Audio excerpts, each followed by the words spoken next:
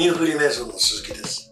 今日はですね、中国の建国のお祝い、10月1日から始まる国慶節。台湾の方の建国、10月10日から始まるんですね。これは双十節と言います。この2つを対比しながらお話をさせていただくと。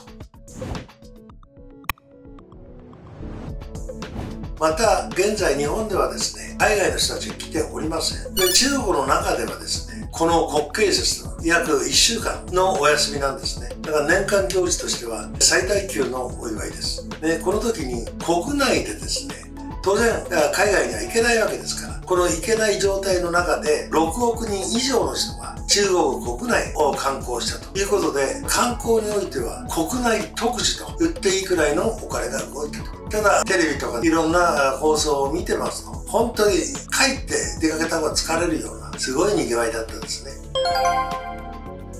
共産党が作り上げた中華人民共和国、これは、1949年の10月1日を建国の日として始まる。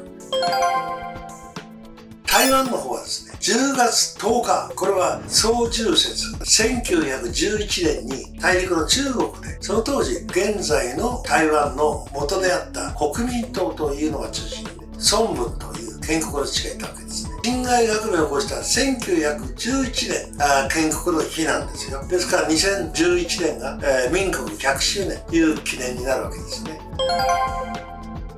面白いのはですね、私どもは東京近辺におりますから、一番近いチャイナタウンは横浜なんですね。横浜チャイナタウンに来ますとですね、大陸系、福建とかですね、あの辺の方たちが多いんですから、昔からね。その人たち10月1日から国慶節のイベント、そういうもので非常に賑やかなんですよ。それで今度は10月10日になりますとね、台湾系の人たちのお祭りとして双十節がまた賑やかなんですね。ですから日本にいますとですね、チャイナタウンのいろんな賑わいはですね、2倍楽しめるんですよ。そういう意味で非常に面白いです。それでまたその中でもですね、例えば横浜のチャイナタウンにはですね、関帝廟といって、カウンさん、我々がいつもこうやって拝んでるカウンさん、即日カウンさんの廟、ミャオというお寺があるわけですね。あとはもう一つ、女性の海の神様の宮もあるわけですけど、これはですね、昔火事になって燃えたりしていろんなことがありましたが、今は中国、台湾両方の人たちが一つとして運営してやっているわけですね。それとが